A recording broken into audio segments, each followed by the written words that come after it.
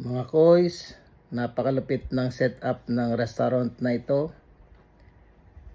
Umiikot po ang pagkain sa harap ng mesa.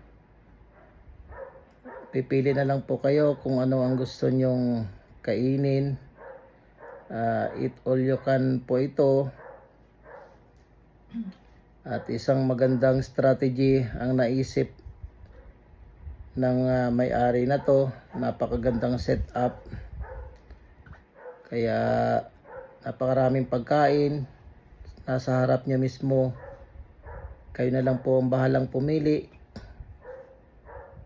kung anong gusto nyong kainin, dahil nasa harap niyo lang po, umiikot lang po yung pagkain.